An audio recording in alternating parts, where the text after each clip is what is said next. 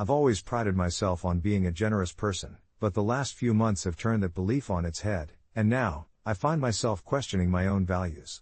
My girlfriend, Rachel, and I had been together for just over a year when she broached the subject of her kids needing cars. Now, let me clarify, Rachel has 2 children from a previous marriage, Jenna, who is 15, and Max, who is 13. From the moment I met them, I felt an instant bond. Jenna had this fierce spirit, often caught between her childhood and looming adulthood, while Max was a whirlwind of energy, always looking to make people laugh. Sharing time with them was pure joy. Yet, as Rachel's kids got older, the conversations inevitably shifted to the need for independence. They wanted their own rides to school, friends' houses, and extracurricular activities. It was an ordinary Thursday when Rachel casually said, "You know, I've been thinking the kids really need cars to be more independent. Wouldn't it be great if we could pick something up for them?" At first, I chuckled, thinking she was joking. Surely, she didn't expect me to dive into a discussion about buying 2 cars just like that. But when I saw the look on her face, half serious, half hopeful, I realized this was no lighthearted suggestion. I could feel the knot tightening in my stomach as I recalled my own struggles. I was still paying off student loans and saving to start a life of my own. I hesitated, my mind racing through various possibilities, trying to balance my own financial responsibility with the desire to support Rachel and her family. The conversation became heated, but I remained calm. "Rachel, I love your kids, but I can't afford to buy them cars. It's just not realistic for me," I explained, choosing my words with care. She seemed taken aback, disappointment settling in her eyes.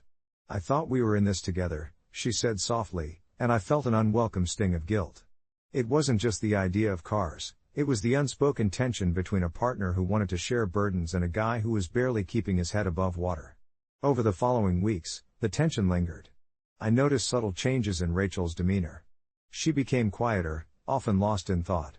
On one occasion, while driving back from a family dinner, Jenna asked casually if I was going to buy them cars.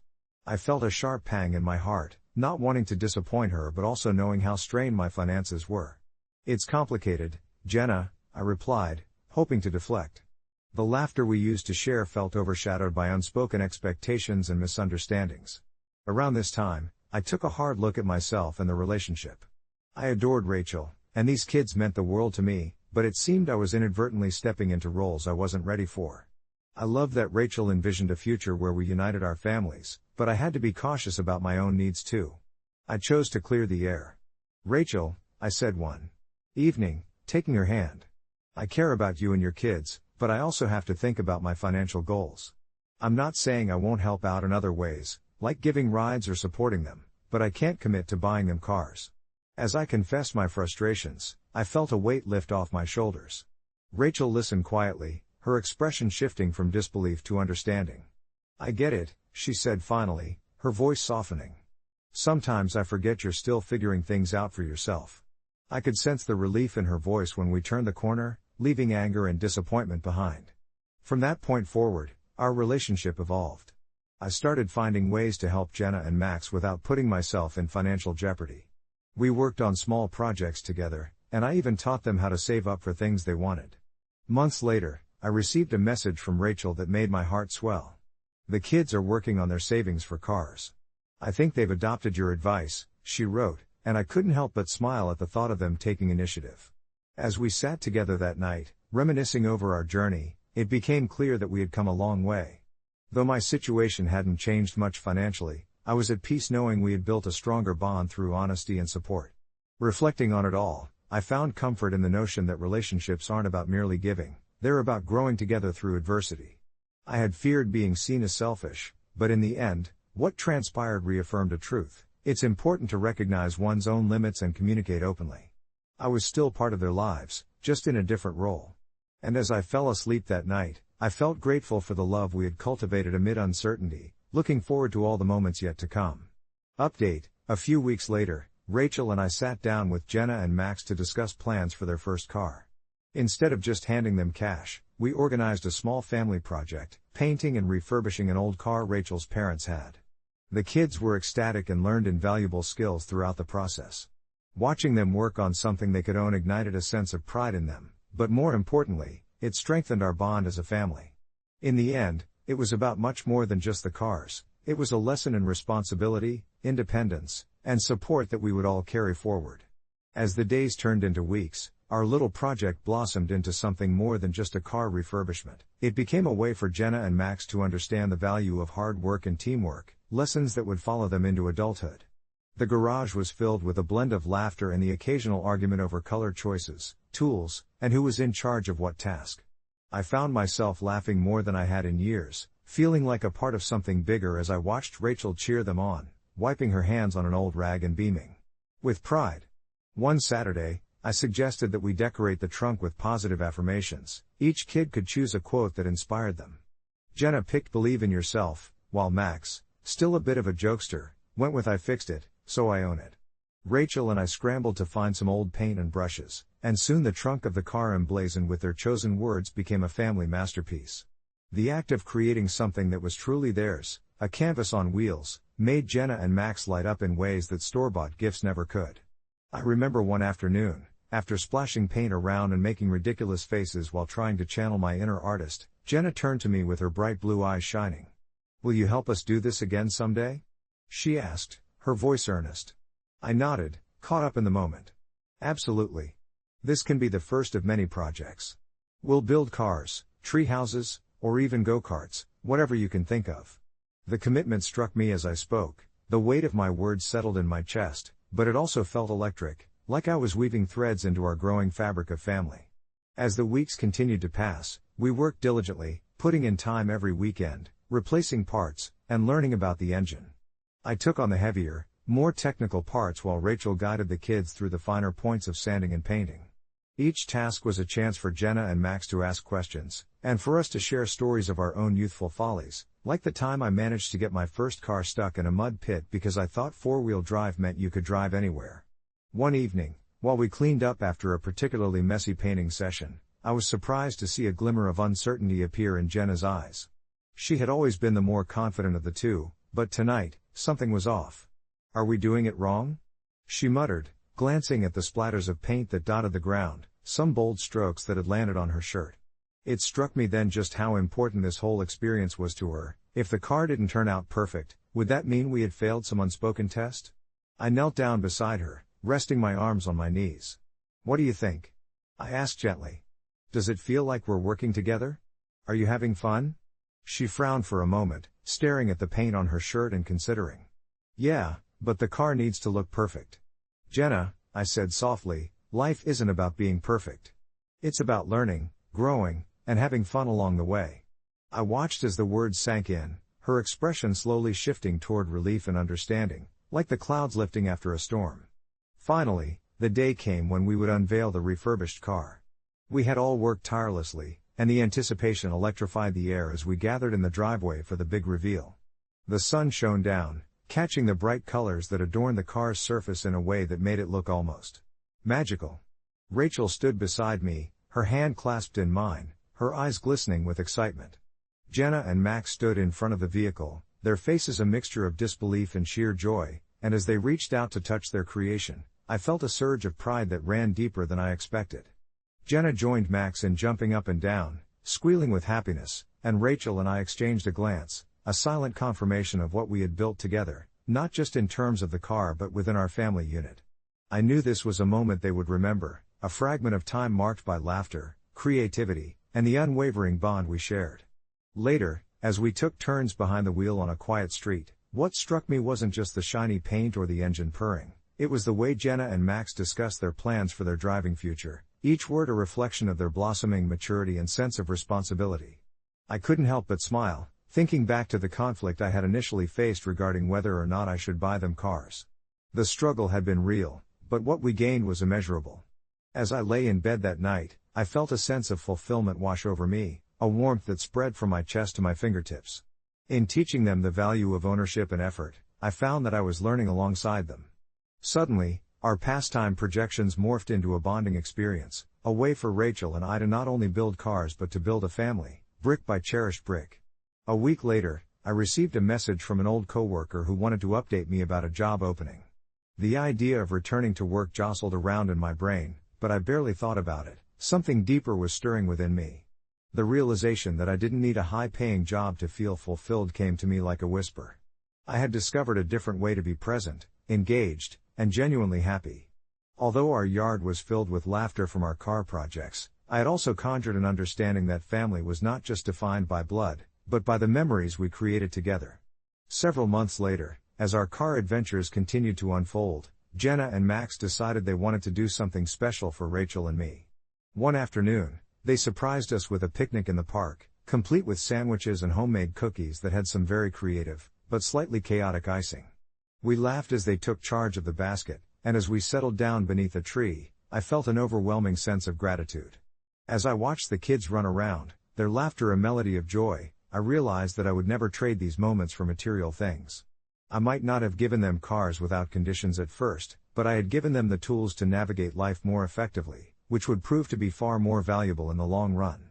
Reflecting on everything, I realized that though my initial hesitation stemmed from wanting to be a responsible adult rather than a flashy type, it had led to something far more profound, and although I would probably always be the one saying, "Let's paint the trunk," I had also become the dad who could tell a joke, share genuine pieces of wisdom, and make memories that would last a lifetime. Sometimes, I would hear Jenna and Max reminiscing about our adventures, and I couldn't help but feel that we were building not just a family of the future but a legacy, one filled not just with cars but with the cherished stories of our lives. As the days passed, our weekends became filled with laughter, paint splatters, and the smell of motor oil, a unique blend of chaos and joy that transformed our garage into a makeshift workshop and a haven for memories. Rachel would often send me gentle nudges of encouragement as I attempted to wield a wrench while Jenna and Max handled the power tools with surprising finesse. Each time they'd succeed in fastening a bolt or sanding down a rough edge, their smiles would widen, the joy resonating in their eyes as if they'd just conquered a mountain. These moments were powerful reminders of how quickly they were growing up, and each project fueled my desire to be more present and supportive in their lives. One evening, as dusk began to settle in, we found ourselves sprawled out on an old blanket we'd tossed in the trunk while we waited for paint to dry. The kids shared their dreams. Jenna wanted to travel the world and write stories of her adventures, while Max, always the jokester, mused about becoming a famous comedian. As I listened, I realized that this experience was about more than just cars. It was forging a foundation for their ambitions and aspirations.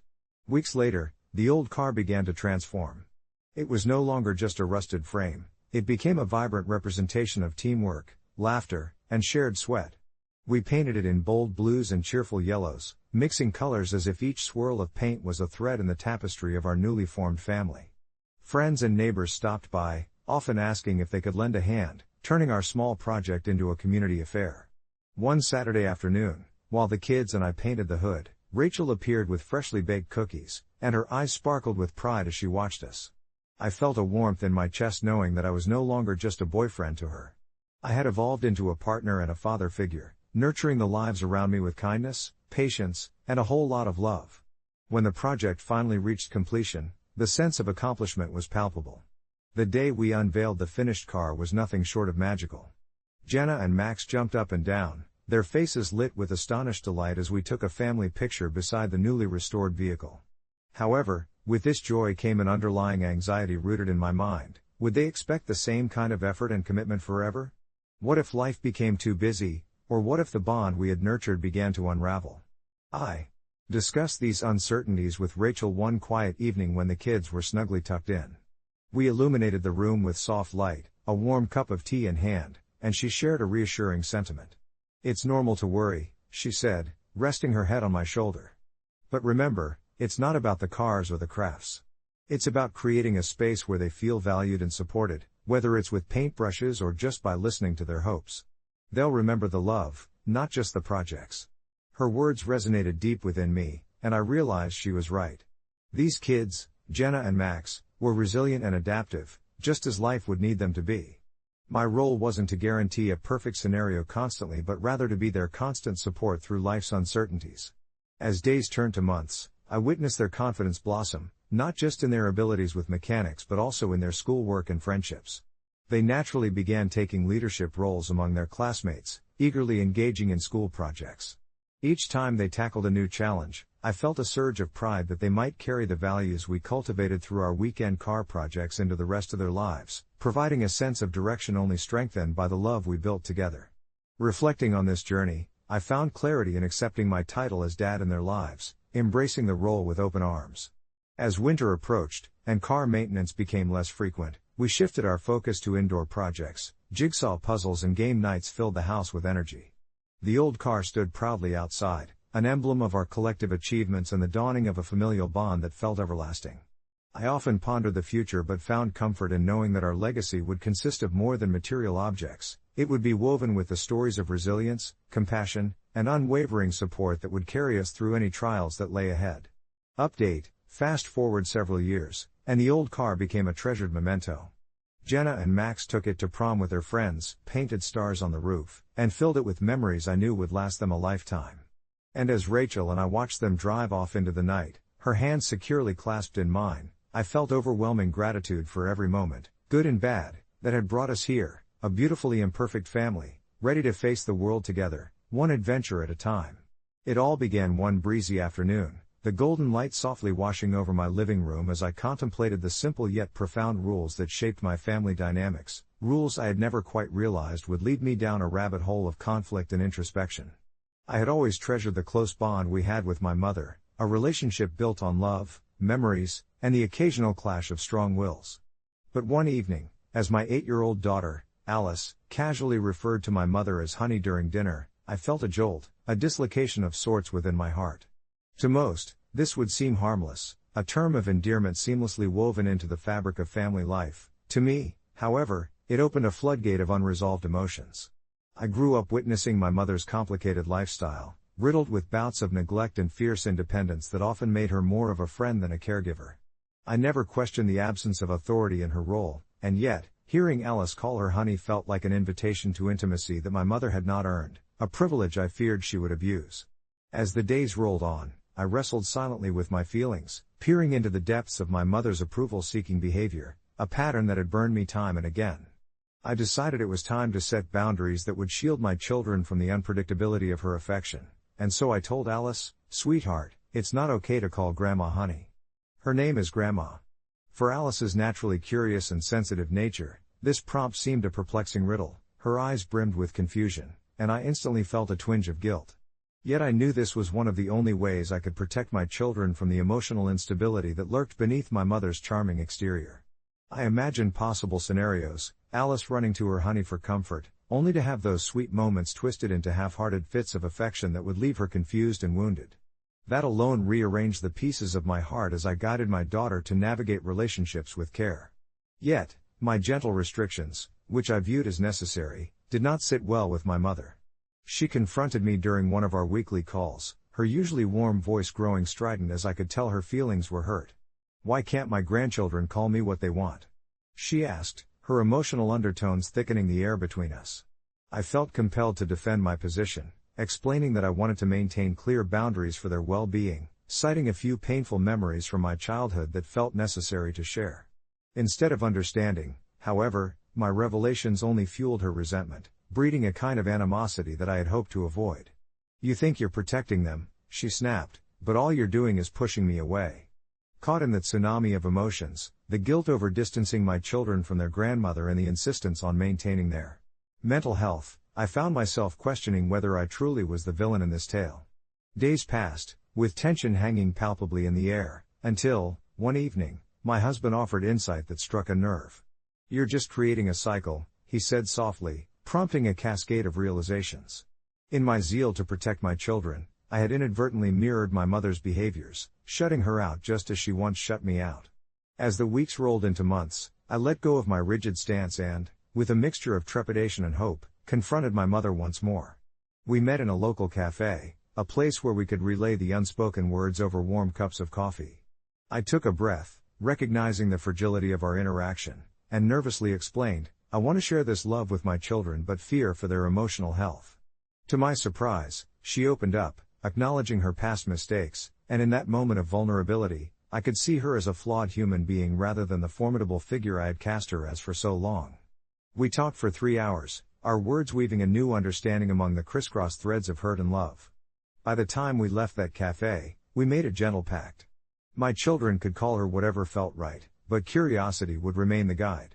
If my mother's affection strayed into chaos, I would be there to help them navigate through the tumult, lifting them back onto their feet when the light dimmed. It was a delicate balance, but so long as we kept communication coherent, there was a glimmer of hope for a new chapter. Months later, my kids call her Grandma, Honey, and sometimes even Grandma Honey on whimsical days. It brings a smile to my face, a small triumph of compromise over conflict. Reflection has carved deeper insights into my soul, and if I've learned anything from this saga of boundaries, it's that relationships thrive where understanding flourishes, even from the pains of our past. As I gaze at my mother with a heart filled with tenderness rather than resentment, I remind myself that although nobody is perfect, the love we share can still bridge the gaping chasms left behind by misunderstandings.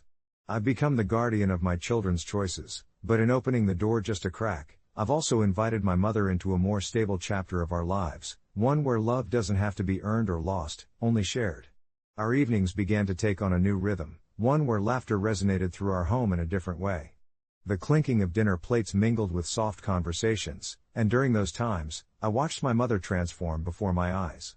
The rigid demeanor she wore like a shield slowly melted away, revealing glimpses of the woman I remembered from my childhood, the one who would spin fantastical tales of her youth and make blueberry pancakes on Saturday mornings. Each time my children called her Honey, it felt like they were shaping their own relationship with her, possibly one built on affection rather than the fraught history I had held onto for so long. I began to understand that the term didn't erase the years of disappointment, rather, it was a step toward redefining connection, an invitation for both my mother and my kids to forge a bond that could empower them all. It wasn't easy. I still felt pangs of concern whenever my mother slipped into old habits, her sharp tongue ready to cut down any misstep with a quip that could sting. One evening, as my daughter, Lily, baked cookies with my mother, I caught a glimpse of their interaction from the kitchen doorway. My mother had an apron tied around her waist, flour dusting her cheek as she helped Lily roll out the dough. They giggled so genuinely that it made my heart swell, but almost immediately, a familiar icy apprehension chilled my joy. Had I truly invited someone who had disappointed me in the past into my children's sacred spaces? But as I sat watching, I realized that this was my mother trying to change, to fit into a narrative that no longer centered on her past failures but on the potential for love and acceptance. That realization sparked something in me, an acceptance that some relationships are worth bending rules for. Gradually, I found myself loosening the tight grip I had on my judgment, allowing myself to witness moments that reminded me of the shared humanity between us. One rainy Saturday, my mother and I sat on the porch while the kids splashed in puddles, the sound of their laughter muffled by the patter of raindrops on the roof. We exchanged small talk, and when I brought up her choices in the past, she surprised me with an unexpected openness. "I know I messed up," she said softly, her fingers tracing the rim of her coffee cup. "I didn't have the tools or the knowledge then. I want to learn, not just for myself, but for them. For you." I was taken aback. The recognition of her shortcomings was something I had longed to hear, yet it felt surreal to finally take a step together in something resembling vulnerability. There was no dramatic confession, just a genuine attempt to connect over our shared history. I felt a lightness in my chest, a whisper of hope that perhaps we could build something stronger together. A week later, while we picnicked in the park, Lily climbed into my mother's lap, looking up at her with awe. "Honey," she called sweetly, "can you tell us about the time you met the runaway dog?" My mother's eyes sparkled at the thought, and as she started to weave a story filled with charm and whimsy, I noticed the children were completely engaged, hanging on to each word and all the playful embellishments. For the first time in so long, I didn't feel the urge to guard the children from their grandmother. I realized I was letting go of the fear that had gripped my heart for years. I smiled, absorbing the moment, where laughter echoed through trees swaying gently in the summer breeze, and I began to see the foundation of a relationship being built right before my eyes. It was with a sense of cautious optimism that I concluded this journey. The path to evolving our relationship was not without bumps. We often still navigated through the minefield of miscommunication and unspoken grievances.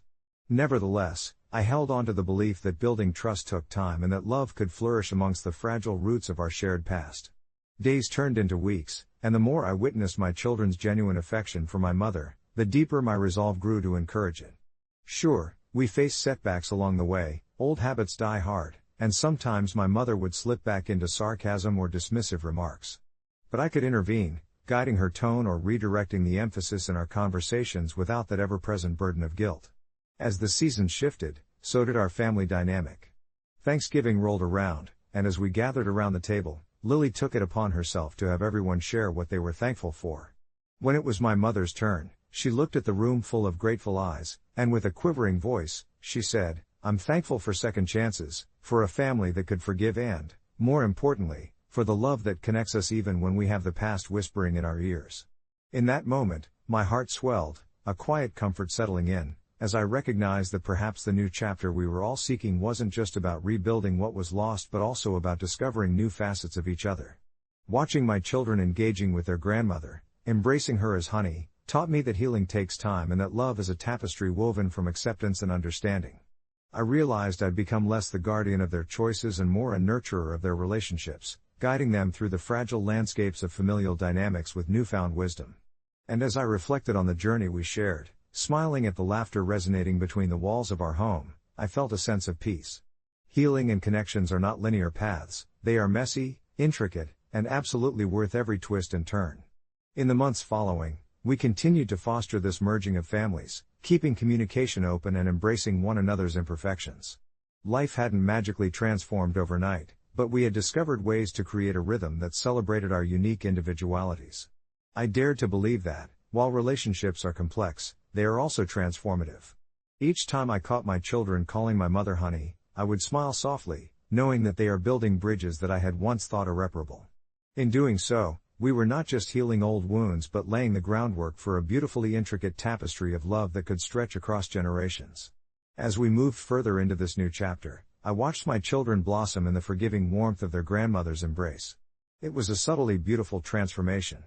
At times, I would overhear them whispering secrets to her, their laughter mingling with the rustling leaves outside our window, painting a picture that felt rich and vibrant. It was a far cry from the tense atmosphere we used to have, filled with unspoken words and unresolved feelings. Instead, there was a lightness in the air, a tangible ease that swept through our home like a gentle breeze. My mother began to impress upon them the same stories that once wove the fabric of my own childhood, tales of adventure and mischief shared with my siblings that transformed even the simplest moments into cherished memories. I could see it in her eyes. Each mention of honey from my kids was a reminder that she could still be a good grandmother, that love could be expressed in many ways, and that forgiveness was not the absence of past hurts but the acceptance of them. It wasn't without its awkward moments, of course.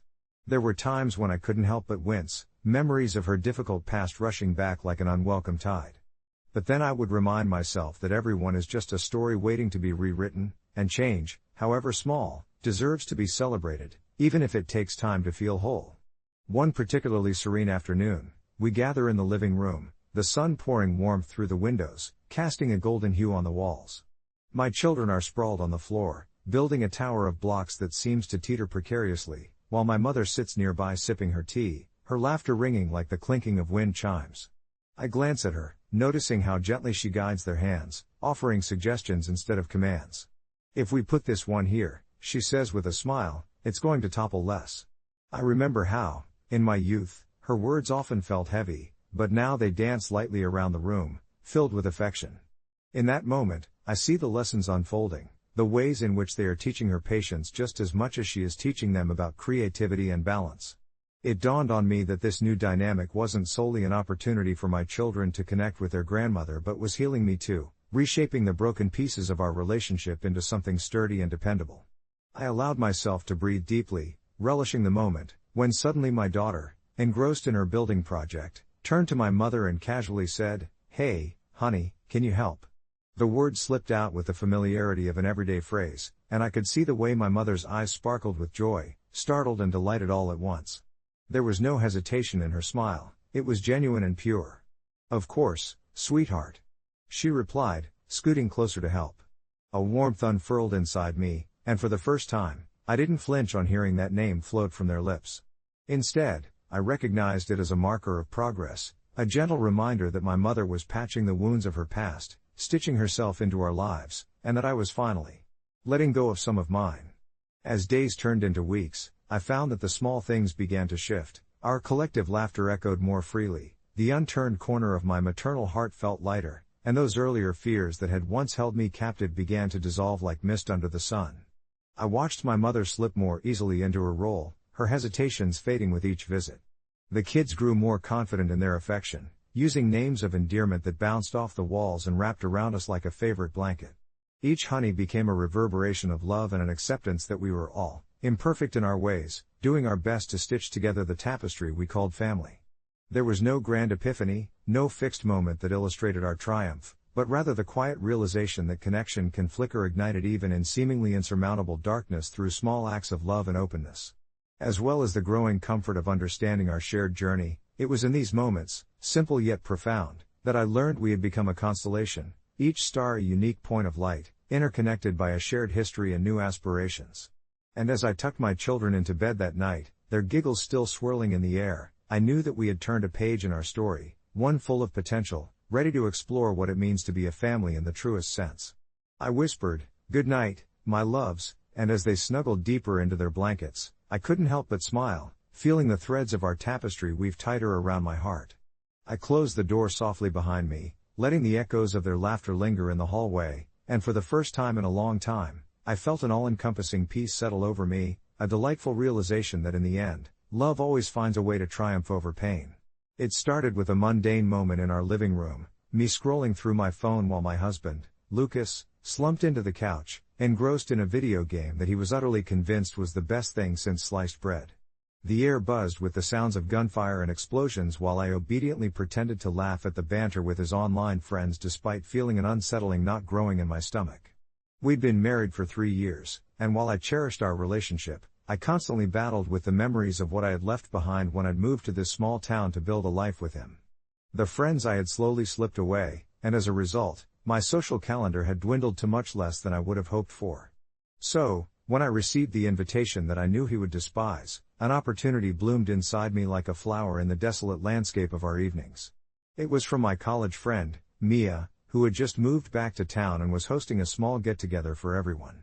Mia thrived in social settings, drawing people in like moths to a flame, while Lucas preferred his solitude, avoiding social interactions like a bear dodging the hunter. I wrestled with the ethical side of my decision all day, but each time I imagined how much I missed seeing familiar faces and sharing laughter, I put down the guilt and picked up the thrill of acceptance. I typed a quick response to Mia, accepting the invitation for both of us before I could think it through entirely. The day of the gathering arrived, and the very moment I mentioned it to Lucas, expecting a mild protest at worst, I was met with incredulity. His face morphed from confusion to disbelief, and he wordlessly stared at me as though I had grown a second head. "You invited me to a party?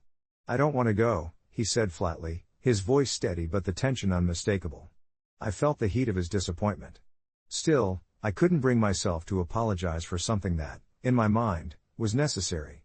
"It'll be fun," was all I managed to say, hoping to sound convincing. His muted reply stung, but I reasoned if he could join in the effort, maybe he would learn to enjoy it, and we could reconnect with some of the people who made my past feel vibrant. But as the evening approached and the prospect of the gathering loomed, I could sense his resistance tightening like a noose around my chest. As we drove to Mia's place, the silence between us felt oppressive. Lucas gripped the steering wheel tightly, his knuckles almost white against the leather, while I attempted conversation after conversation, each met with curt replies or muttered affirmations that fell flat. Reaching Mia's house unleashed an abundance of laughter and warmth, an intoxicating air that enveloped me the moment I stepped inside, but it was clear Lucas felt anything but welcoming. I introduced him to everyone, jubilantly urging him to loosen up, to mingle, but the feeling of his reluctance followed us like a shadow. Moments turned into an unrelenting ebb of discomfort as I found joy in reconnecting with old friends while he lingered at the edges, the distant figure who carried an invisible wall. I pulled away to check on him periodically, but his responses became fewer, shorter, almost strained. By the time the clock struck mid-evening, the festive mood turned sour under the weight of an unspoken animosity. Lucas had remained isolated, the distance muting the laughter and the cocktails swirling around me. My heart sank each time I caught a glimpse of his expression, somewhere between hurt and annoyance, and in that moment, I realized I had prioritized my desire for connection over his comfort. The party blurred into the background, and my resolve to stay strong began to quiver. Finally, as Mia initiated a group game that required partners, I looked at Lucas, who did his best to smile through clenched teeth but didn't move an inch. As the laughter erupted around me, I missed the sparkle of life in his eyes, and guilt washed over me as I felt trapped by my own choices. I wished desperately to turn back time, to have that moment at home again where I could have refused Mia's invitation from the start, protecting both my husband and myself from this brewing discord. With a heavy heart, I made my way back to Lucas, the laughter drowning in the realization that I could pull him back, but devoid of the spark that had brought me here. He was slipping away. "Can we leave?" he asked quietly, and my heart twisted painfully as relief finally washed over me. "Of course," I replied, the tension easing as I felt a mutual understanding wrap around us like a thin, tawdry blanket. We slid out of the warm embrace of the house, leaving behind echoes of laughter and familiar faces, heading home where I vowed to make amends. In the following days, the silence was laden with the weight of unspoken thoughts. Eventually, we found ourselves in that same living room again, this time under a calm atmosphere, the sun setting peacefully outside as we sat down together, his eyes meeting mine. I laid it bare, the guilt and the desire for understanding. To my surprise, Lucas shared his feelings too, expressing that my actions, while not malicious, had cast him aside in a moment critical to my rediscovery. It was an eye-opener for both of us, becoming a defining moment where we learned the importance of communication and the necessity of being both partners and friends. In hindsight, I understood I must never take liberties on his behalf again, and he recognized that while solace could be sought in our shared moments, it wouldn't always be his preferred silence. As I reflect on our story, I can't shake the feeling that we grew stronger that day. The tension that once lingered became a stepping stone for a deeper understanding. We laughed at the irony that tied our lives, realizing we were indeed partners in a balancing act of friendship against the backdrop of love. I share this now in hopes of letting others see the importance of clarity and connection in relationships, learning to stand side by side instead of drifting apart into uncertainty. And just when I thought it was the end, Mia started planning a redemption gathering, this time with the option to bring a partner. Consider our invitation for both of us a rather thoughtful approach that respects boundaries while still allowing for growth and connection. Ah, the irony and beauty of relationships. Perhaps the silver lining was that out of miscommunication, we discovered a deepened bond. As I gazed at the invitation clutched between my fingers, a soft breeze wafted through the open window, carrying with it the scent of early spring flowers blooming outside. It felt strange, looking over the neatly penned names and the proposed date that loomed on the horizon. The redemption gathering, as Mia had labeled it, presented a fresh opportunity that was both exciting and nerve-wracking. Reflecting on the past months following that heated argument with my husband, Alex, I found myself in a space that was surprisingly contemplative. The first gathering had been a disaster, awkward silences, forced laughter, and the sense that I had dragged Alex into something he genuinely disliked. The more I thought about it, the more guilt weighed heavily on my heart.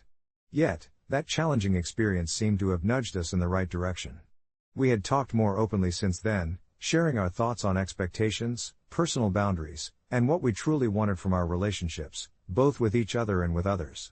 Still, the prospect of attending this new gathering brought back a flicker of anxiety. What if things went sideways again? What if Alex withdrew into himself, refusing to engage?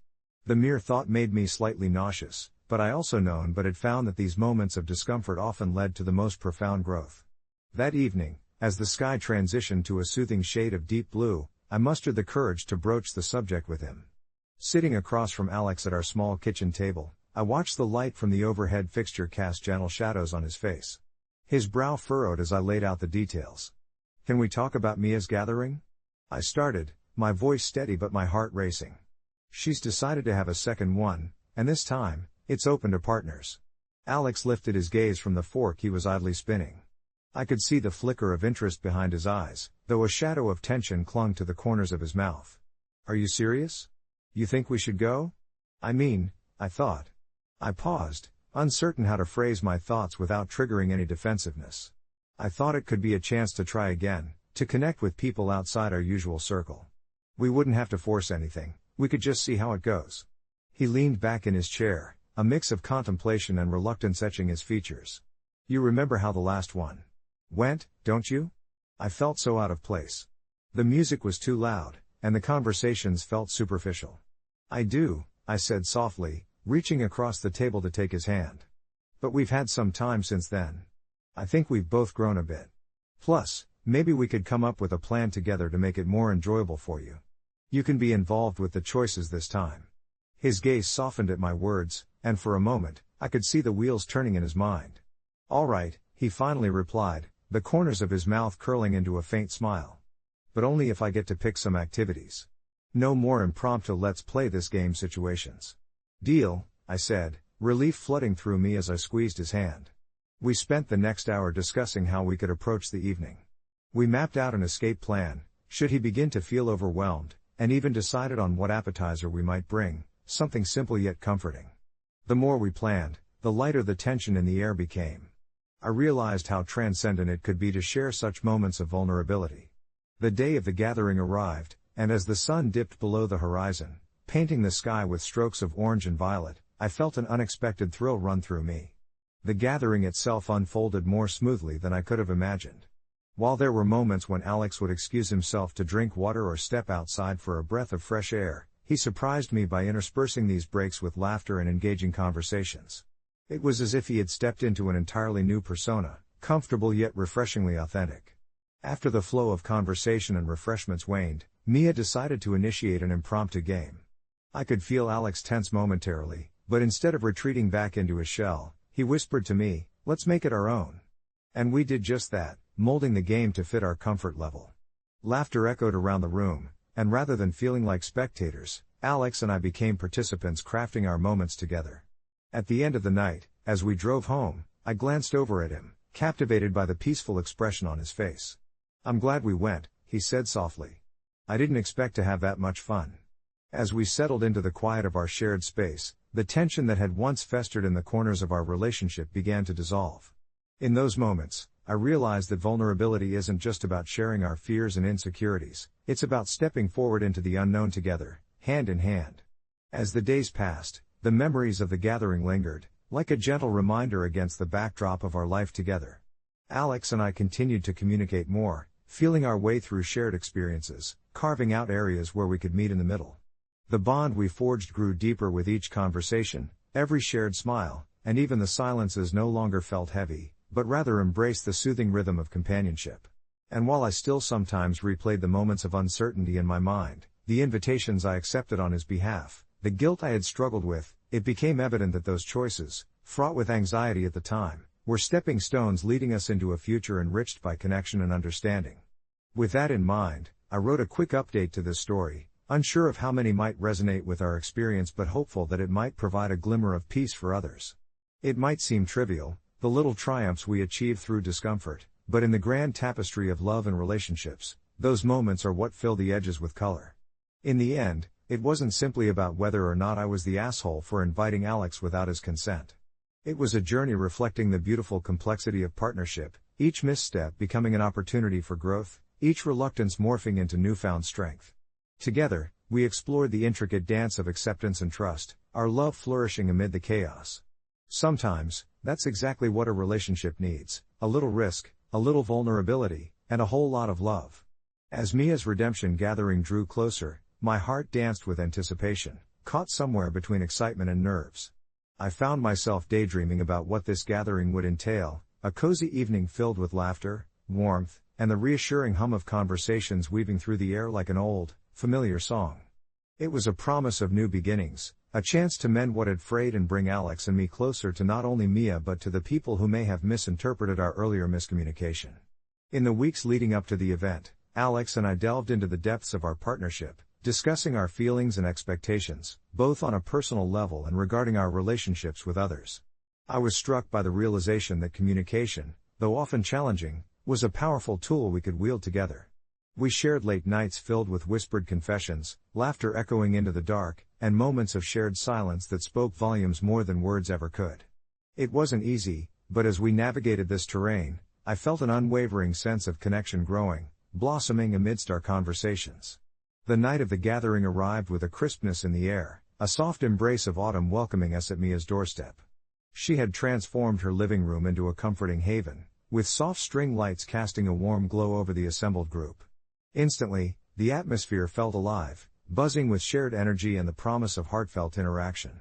I looked at Alex, who stood beside me, his expression a careful blend of curiosity and cautious optimism. As we walked through the door together, I felt the weighted ties of my earlier mistake lifting, replaced by the buoyant possibilities of a shared experience. Mia greeted us with open arms, her smile a bright beacon amid the gathering crowd. The moment we stepped into that room, I realized how surrounded we were by friends who genuinely cared about our happiness, people who understood the complexity of relationships and were there not to judge but to embrace the beautifully messy journey we all traveled. As introductions floated around the room, I noticed Alex relaxing, allowing himself to be drawn into conversations, laughter bubbling forth as we mingled with others who had experienced feelings of alienation fully. We shared stories about misunderstandings and unexpected turnarounds, forming connections between kindred spirits navigating similar paths. The more I watched him engage with others, the more my heart swelled with love and appreciation for how far we had come. It was in this environment of acceptance that we began to open up further to one another, Alex sharing his initial apprehensions about the gathering, revealing how caught off guard he had felt when I accepted the invitation without discussing it with him first. The honesty in his voice was disarming, but I also recognized a hint of admiration, a testament to the connection we were fostering. Later in the evening, Mia gathered everyone around for a moment of reflection, inviting us to share something meaningful we'd learned about ourselves in recent times. As we went around the circle, I noticed the vulnerability threading through our words, with each story of miscommunication and growth echoing the themes of understanding and acceptance. When it was my turn, I spoke of the lesson I learned through this experience, emphasizing the importance of consent and the value of surprises wrapped in consideration. I could see Alex's eyes widening slightly in surprise, and at that moment, it struck me, together, we had crafted something beautiful from the raw edges of our previous missteps. As the night wore on, a gentle mix of nostalgia and hope enveloped me, and I felt an overwhelming gratitude for the way life unfurled itself before us like a tapestry continuously being woven. I realized that relationships are not dictated by the occasional blunders but are reinforced by our willingness to learn and grow through each encounter.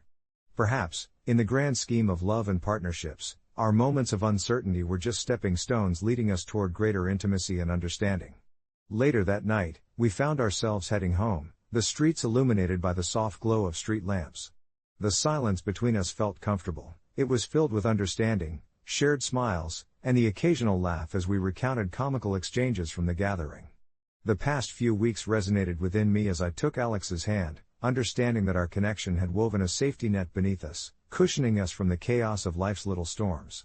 The curious beauty of relationships was revealed, a mosaic crafted not merely from harmonious moments but from painful lessons, fractured expectations, laughter, and love, that weave into something extraordinary when nurtured tenderly over time.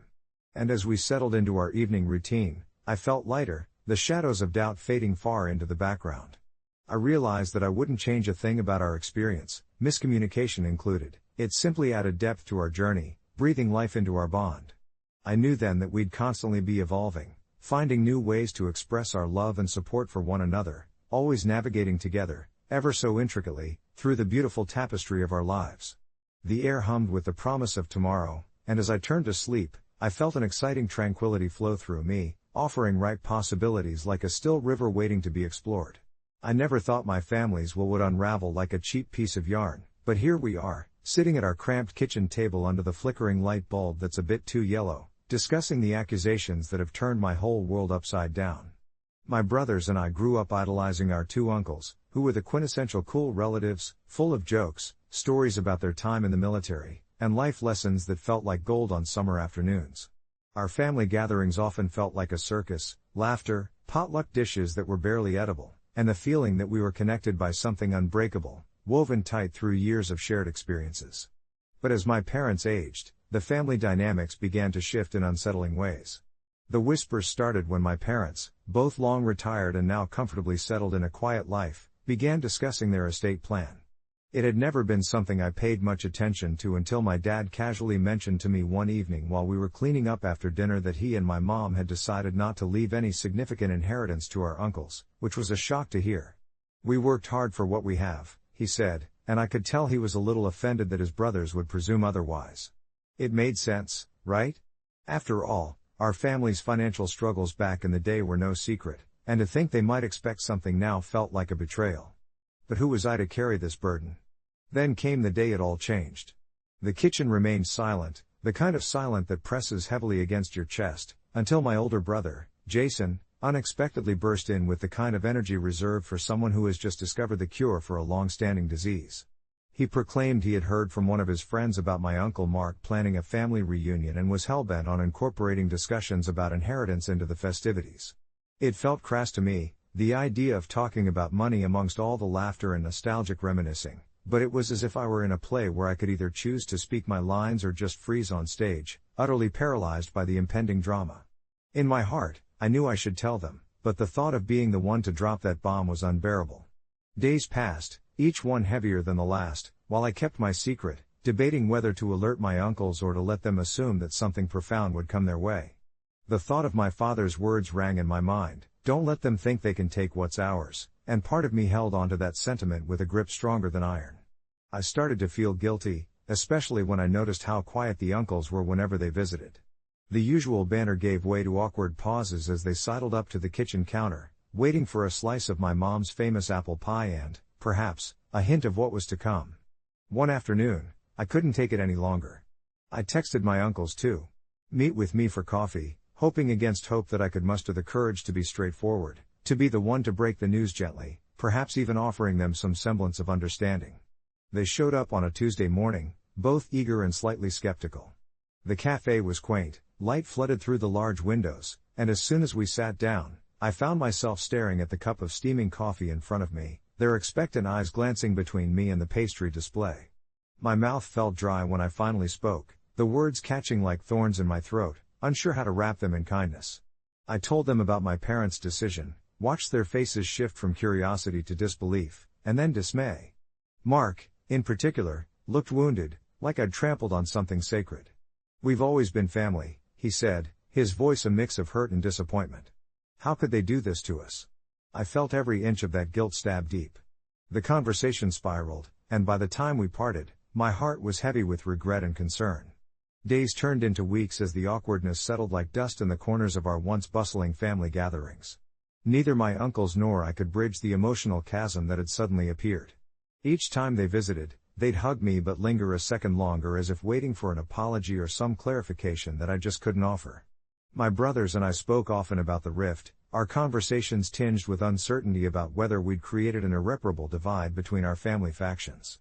Soon, my parents caught wind of the tension, and I knew they felt the strain, their content lives now shadowed by the repercussions of their decision. Finally, after a particularly strained holiday dinner, I sat down with my parents and laid everything out, the tension, the questions from my uncles, and how much it pained me to face them each time without a resolution. To my surprise, they listened quietly, expressions unreadable. After a long pause, my father finally sighed, "Maybe we should talk to them, clear the air." And it struck me then how refreshing honesty could be, how liberating it felt just to strip away the weight I'd shouldered alone. A few weeks later, my parents called my uncles over for dinner, and we all sat together, the kitchen table once again laden not just with food but with a sense of collective apprehension and hope. When the discussion turned to the will and my uncles had been given the full context of my parents' perspective, things changed. I watched as they spoke, voices rising and falling with emotion, laughter and sorrow spilling forth in equal measure. It became clear that bonds could stretch and twist but wouldn't easily break if we chose to approach each other with empathy rather than fists clenched in anger. With each shared story about their upbringing, about what our family's legacy meant to them, I felt the air lighten, the invisible walls we'd built around ourselves, slowly crumbling with every word spoken. In the end, I learned that while silence may sometimes feel easier, especially when wielded as a shield against discomfort, it can also isolate you just as much as any conflict.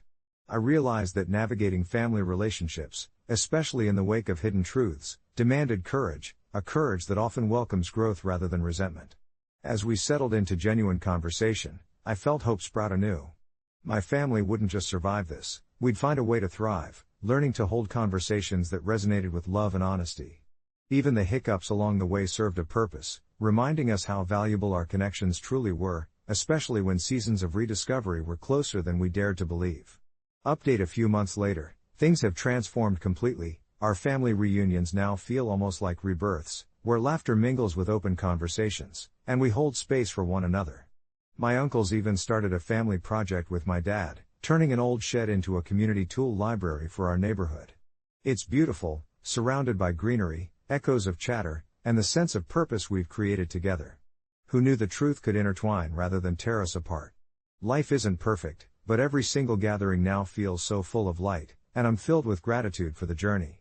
It's hard to sum up the feelings that swirl within me when I think about how things have changed. I remember the first family gathering after the truth spilled out into the open like the last drops of a long overdue rain. There we were, gathered in Grandma's backyard, a place that had been both sanctuary and battleground in my memories. The air felt electrified with a mix of apprehension and hope. It was the first time since our family dinner when everyone knew the narrative had shifted. I could see my uncle's eyes darting between the familiar, old family photo frames, shadowed memories, and the unfamiliar, a canvas of new experiences we were now creating together. When my dad proposed the idea of turning the old shed into a community tool library, it was met with a bit of silence, the kind that feels like the pause before a storm. I held my breath, half expecting one of my uncles to toss in an argument about money or inheritance, to feel the tension crackle again. But instead, I watched as it began to sink in for everyone. One uncle, the quietest among us, finally spoke up, his voice soft and a little shaky. "We could use this space for something good," he said, a light flickering in his eyes. I felt the tension fade in that moment. It was as if the universe shifted just a little, nudging us towards something better. As the days turned into weeks, our gatherings evolved into something closer to revivals, moments infused with laughter that felt both healing and authentic. We would sit around the fire pit, sharing stories that once would have gone uncrossed, tales of our childhood, lessons learned, heartbreaks endured. I noticed my uncles opening up about their own lives, vulnerabilities exposed like the petals of a blossoming flower. There was a remarkable softness when they spoke to me, their voices imbued with sincerity and a desire to connect that had seemed so distant before. There was a bond forming, tangible as the wood we were turning into shelves for the library. It was a beautiful thing to witness. It felt like watching a tapestry being woven, thread by thread, stitch by stitch, all colored by truth and understanding. When we finally gathered for the grand opening of the tool library, I stood back and took it all in. The shed had transformed, painted a deep green that blended perfectly with the surrounding trees, and the air was filled with the scent of fresh wood and laughter. Neighbors trickled in, and my heart swelled as I watched my uncles explain how to borrow tools to curious families. My dad stood next to them, beaming with pride. For once, they were not just my uncles, they had become community leaders, actively fostering connection and collaboration. Watching the joy flicker across their faces felt like a natural high, one that enveloped us all. There, in the warmth of that late afternoon sun, I realized that while we had stumbled through our own storms, we were now creating a lighthouse, something that illuminated our path forward. Reflecting on this journey, I felt a gentle sense of closure, the kind that doesn't erase the past but rather integrates it into something stronger, wiser. While the landscape of our family dynamic had changed forever, it felt as if we had welcomed a new chapter instead of mourning the old one. The future seemed less daunting, more inviting, like stepping into a vast, sunlit field rather than wading through murky water. I often think about how our initial fear of inheritance and material legacies morphed into an appreciation of shared experiences and memories created together. We realized that the true inheritance wasn't hidden behind walls of a grand home, but rather in the laughter and trust forged among us. As I look ahead, I no longer see them just as my uncles who might have held me at arm's length. They're my partners in this journey of growth, reminding me with every shared meal and exchanged story that family isn't merely defined by blood or bonds but by the willingness to come together in authenticity. And that truth, I've learned, is something worth cherishing far beyond any inheritance. Life is a creating and recreating cycle, and somehow, through it all, my heart remains full of gratitude, not just for how things have transformed, but for the love that has managed to intertwine our lives once more. As I sit here reflecting on the changes in our family, I can't help but smile at the way the world feels lighter now. It's almost surreal, the way an unspoken tension has been lifted, replaced by a warmth that envelops our gatherings like a cozy blanket. The first reunion after my revelation was a tentative affair, with nervous glances exchanged and silences hanging heavy in the air. Yet, as the sun sank low, painting the sky in hues of orange and pink, something shifted. My father started sharing stories of our grandfather, tales that spilled his laughter and life wisdom, and slowly, one by one, my uncles loosened up, joining in with their own memories, their voices blending like a harmonious song. These weren't just reflections of the past, they were seeds for our new beginning. Each laugh echoed with a hint of relief, and with every shared story, the walls we'd built around our hearts began to crumble. It was in those moments that we discovered we were still connected, despite the pain that had lingered for too long. As the months passed, we set to work on the community tool library, a project that not only renovated a physical space but also our emotional landscapes. I forged new bonds with my uncles, who revealed surprising depths to their personalities. One uncle had a knack for woodworking, while another had a passion for gardening. Together, they taught me how to repair rusted tools, turning mundane objects into treasures, much like the transformation we were undergoing as a family. On weekends, we'd gather at the old shed, which became a canvas for our creativity. Laughter filled the air as we sanded down surfaces, painted walls, and planted flowers around the entrance, breathing life into the once neglected structure. In those sunlit hours, I found healing amidst the sawdust and smiles. But the biggest surprise came when my uncles confessed their regrets about the distance that had grown between us all those years. They shared their fears of being perceived as distant or unsupportive, their intentions muddled by misunderstandings and silence. It was a sobering moment, simply listening to them. The air felt charged with vulnerability, like a precious gift exchanged between us. I shared my own struggles, my feelings of intimidation that had kept me at a distance, and slowly we realized how intertwined our experiences were.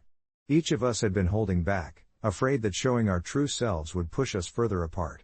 It was difficult, peeling back those layers, but there was a profound sense of liberation in our honesty. The culmination of this journey came during our fall gathering, a time when the air would grow crisper and the leaves would transform into brilliant shades of red and gold. We decided to have a potluck, each family member contributing a dish that represented their favorite family recipe. As we gathered around the long table laden with food, I felt a rush of warmth wash over me, the beauty of simple moments shared with cherished people. We passed plates laden with food, each offering accompanied by stories that brought those dishes to life. My aunt's rich lasagna made with love, my uncle's spicy chili shared on cold winter nights, and my father's homemade apple pie that reminded us all of our summer harvests. With every bite, I realized nourishment wasn't just physical, it was emotional, forged in the trials we had weathered together. The laughter returned, but this time it was accompanied by a shared understanding of our vulnerabilities. The battles fought in silence had made the joy that much sweeter. And as the sun set, casting a warm glow through the trees, it felt like a real celebration, not just of the food but of us, our journey towards authenticity. As the echoes of laughter danced around us, I could feel the weight of the past slipping away, replaced by a newfound appreciation of family that went beyond mere obligation. My heart soared with gratitude for the wisdom of honesty, for the connections we managed to rebuild through embracing our truths. In this moment, I understood that not every story unfolds perfectly. The beauty lies in the chance to start anew, to cherish what we've built together, and to continue shaping a family that thrives on openness and love, a legacy worth far more than any inheritance could ever offer.